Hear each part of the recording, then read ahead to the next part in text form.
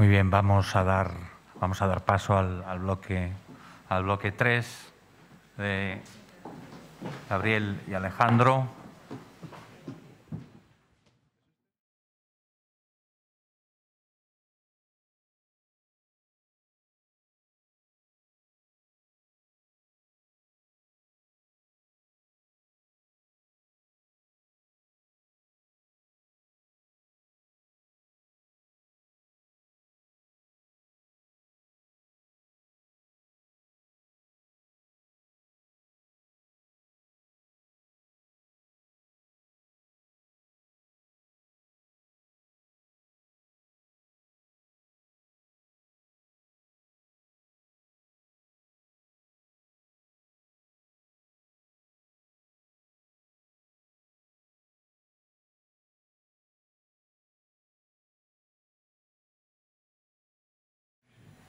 Vale. Bueno, muchas gracias. Nada, emergencia sanitaria, crisis socioeconómica, muchas administraciones involucradas, órganos gestores decidiendo, control, movilización de muchísimos recursos. En eso estamos todos de acuerdo. En empatizar, lo que decía antes Paco Socorro, en empatizar también con los gestores, que esa dificultad se tiene que hacer. Eso está clarísimo y en eso yo creo que deberíamos de comenzar nuestros informes diciendo eso, lo tengo clarísimo.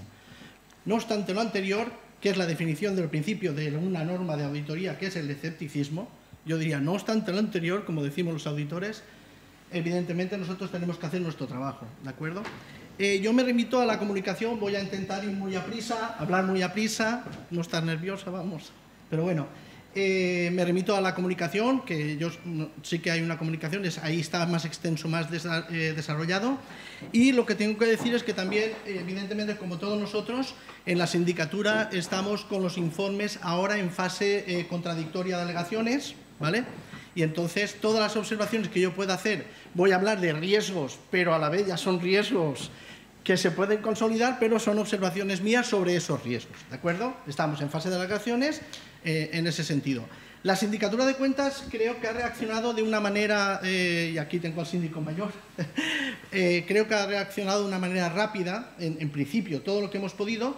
En la cuenta de la Administración, cuando hablamos cuenta de Administración, estamos hablando de consellerías, hemos desgranado lo que es la contratación, como ya hacíamos, con especial énfasis en COVID. Tenemos un informe también en fase de alegaciones de contratación y que se ha dedicado muchísimo a los contratos de emergencia, evidentemente con todo lo que habéis dicho vosotros. Nosotros estamos ahora en fase de alegaciones, de tratar las alegaciones y de emitir el informe. Hubiese sido interesante que hubiesen venido nuestros compañeros de contratación para hablar de ese informe también. Por otro lado, también hemos desgranado el informe de subvenciones COVID, ¿vale? En principio eran subvenciones de toda la cuenta de administración, pero al final nos hemos ido a las subvenciones COVID. ¿De acuerdo? Pues en ese sentido, y después, además, no se me escapa también, hay otro informe de entidades locales, concesión de subvenciones COVID. Creo que son 15 ayuntamientos, ese informe está un poco más retrasado porque son muchos ayuntamientos, pero también se emitirá de cómo las entidades locales han concedido subvenciones COVID, cosa que coincide con las subvenciones que damos a las entidades locales desde las consellerías, ¿de acuerdo? Pero yo no quería pasar sin hablar de los ingresos, primeramente, ¿no? ¿Cuántos ingresos ha recibido la comunidad autónoma por COVID? Pues por COVID ha recibido del fondo COVID propiamente 1.485 millones, este no es condicionado, o sea, no estaba condicionado, con eso se pueden hacer generaciones de crédito para financiar gasto. Fondos finalistas, esto sí, 72 millones destinados a sanidad, educación, específicos y finalistas para concretas actuaciones y 1,2 de donaciones, publicitadas por la Consellería en su web, donaciones que se deben destinar también a el COVID. Eso es un 5,9% de los derechos reconocidos del total. Creo que es bastante dinero, significa, ¿vale? ¿A qué se ha destinado este dinero? Pues en total 341 millones en transferencias y subvenciones, gestionadas por la Consellería 164, transferidas a las universidades 25,6 millones de euros, directamente por la Consellería las recibe, se las dio a las universidades, y transferencias a entes del sector público instrumental 151,7, el 44%. En este caso, las transferencias a entes del sector público instrumental, pues podemos hablar de Labora, que es el servicio nuestro de empleo, 81 millones, la AFRE, Agencia Valenciana de Seguridad y Emergencias, se le transfirieron 17,6, al Instituto Valenciano de Finanzas 17 millones, y la gran pregunta es, esto no lo hemos podido fiscalizar, se le transfieren como transferencias y ellos conceden las subvenciones COVID. No hemos entrado en ese sentido, no nos ha dado el alcance de nuestro plan de actuación. Nosotros hemos entrado en lo que son gestionados por las propias consellerías. Ahí sí que hemos ido dentro de la cuenta de la administración, porque estos 3 trabajos que os digo son dentro del equipo de la cuenta de la administración. ¿De acuerdo? Al final de nuestro informe hemos incluido el detalle de toda la población que hemos conseguido detectar dentro de la cuenta de administración que han dado las consellerías, ¿no? Con las líneas, el sector, el objeto, las obligaciones reconocidas y el crédito habilitado. Tenemos en el anexo del apéndice está esa información. Vale, ¿cómo se han gastado esas en obligaciones reconocidas? Pues básicamente ahí lo que pasa es que aquí pongo Consellería de Igualdad, es Consellería de Igualdad y Políticas Inclusivas, que no nos cabía todo, ¿vale?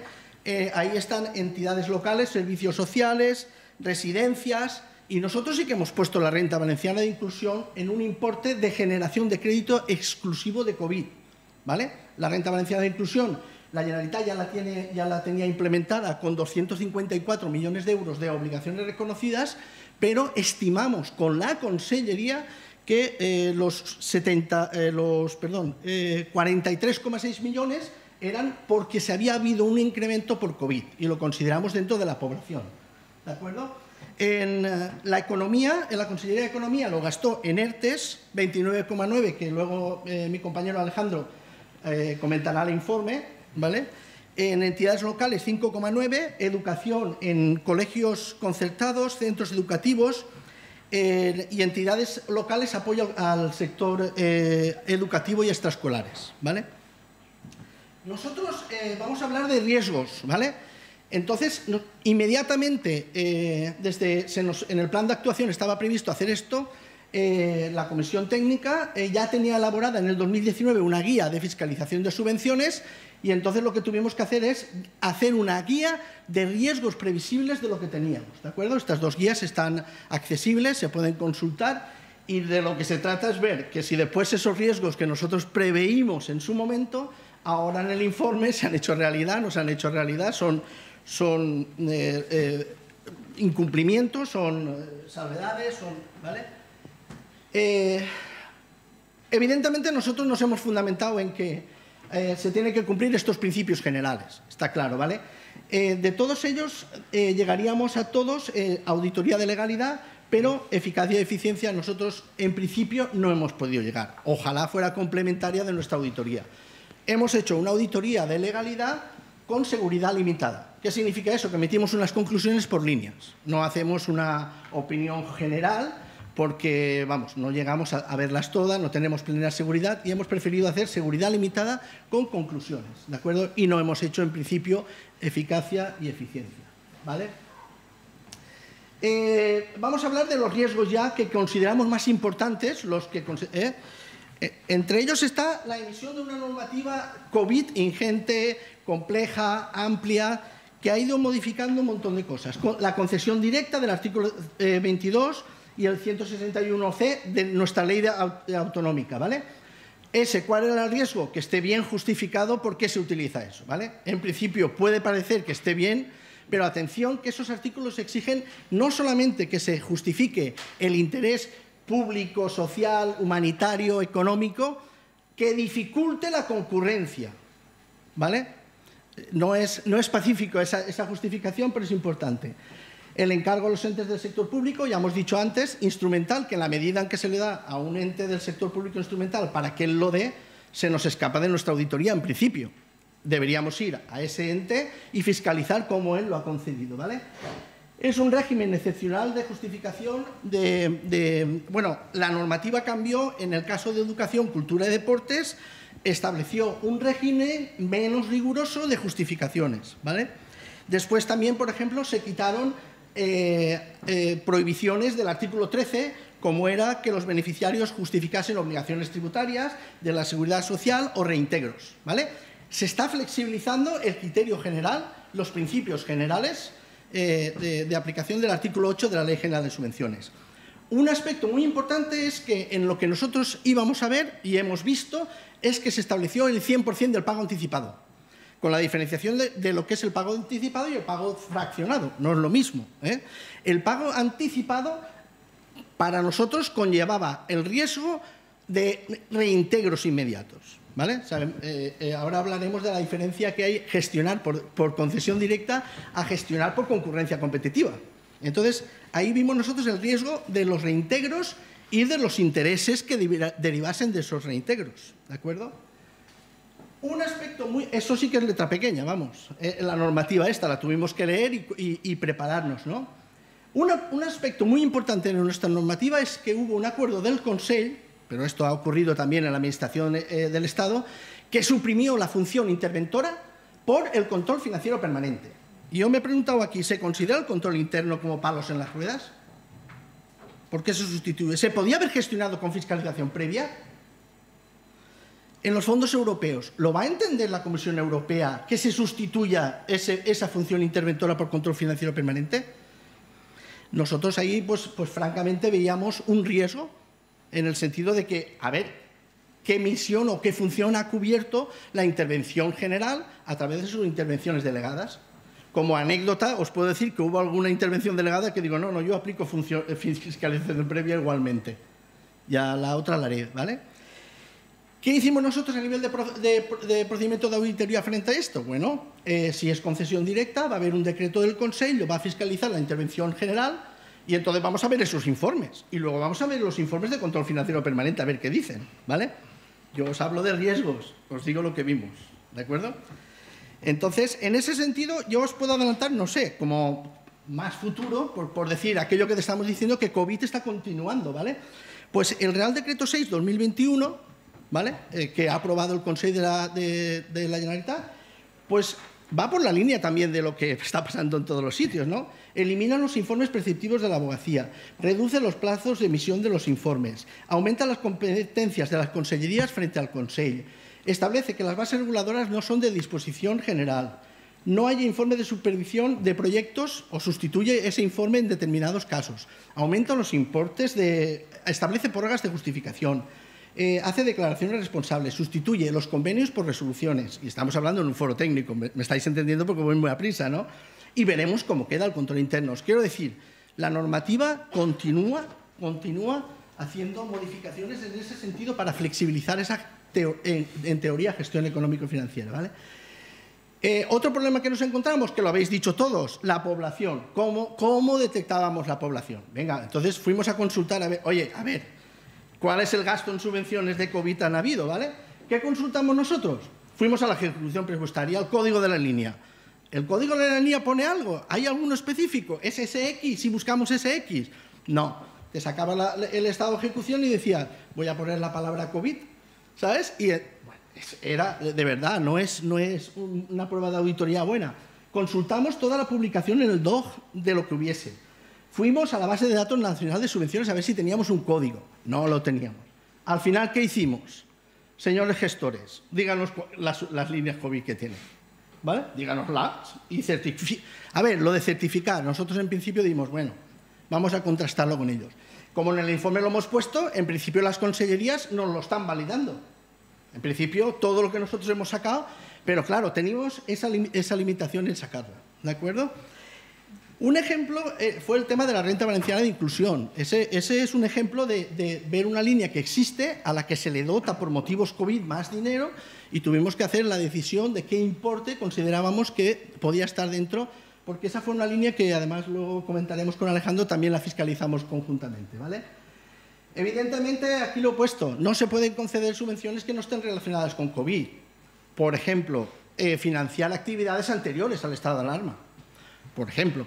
O, por ejemplo, establecer unos proyectos muy genéricos que dices, pero ¿esto para qué es? O sea, ¿qué relación guarda esto con COVID? Explícamelo o a ver, ¿no? Esa es una incidencia importante. Después, el procedimiento de concesión directa, ¿vale? Es un procedimiento que ya la propia ley establece como excepcional, ¿vale? Es verdad, tenemos emergencia, tenemos concesión directa, pero vamos a ver si ese procedimiento se cumple o no se cumplen los principios o qué vulnerabilidades podemos encontrar ahí, ¿vale? En la ponencia os he puesto, no sé si aquí no se ve bien, ¿no? Pero los RIMS, ¿no? El riesgo de incorrecciones materiales en todas las fases. Evidentemente está bien este esquema que hicimos para analizarlo, porque son los riesgos que después en la auditoría pues hemos ido comprobando, ¿de acuerdo? Los tenéis ahí muy pequeños y no se ven muy bien, pero bueno, bien, ¿vale? En la ponencia sí que están, en la comunicación sí que están, y entonces ahí lo podemos ver. Yo resaltaría en eso el tema de, no sé si antes se ha dicho bien o no, pero cada vez que en la administración vas a ver un expediente y pone interés público, yo, perdonadme, mi opinión técnica es concepto jurídico indeterminado, a ver qué me justifica como interés público, ¿vale? En este caso puede estar justificado, pero atención, vuelvo a decir, explíqueme usted por qué no podía hacer concurrencia competitiva. Y veremos algún caso en el que a lo mejor hay una línea que ya está habilitada y dices, ¿y por qué no lo metes ahí dentro? Y concedes más subvenciones específicas para eso, pero dentro de esa línea, centros concertados, por ejemplo. Hay una entidad local y luego le concedía a otras y le decía, no, pero las que te he concedido de este decreto son incompatibles. A ver cómo se hace, ¿vale? Y ya, pues el pago anticipado ya lo he comentado y el reintegro, ¿vale? Y con eso diría, tiene que haber, los reintegros son ingresos de derecho público. Por tanto, tiene que haber un sistema eficaz que los recaude. Lo que no puede ser. Y entonces ahí tenemos dos problemáticas. Cuando son entidades locales hay que liquidarles intereses de mora. ¿Qué pasa cuando los reintegros son de personas en situación de vulnerabilidad? Problema bestial. Problema bestial en cuanto se te produzca. ¿Qué hay que hacer ahí?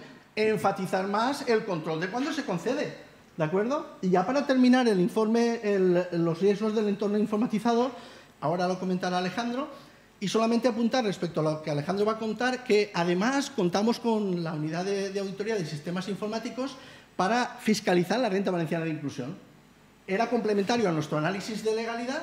Alejandro vino y hicieron el trabajo de fiscalizar, porque era muy atomizada, había muchos expedientes, ver cómo se estaba funcionando en la aplicación informática que concedía esas subvenciones, ¿vale? Porque lo cuento un poquito yo, el Renta Valenciana, porque él va a contar el de los ERTES, si quiere poderlo explicar.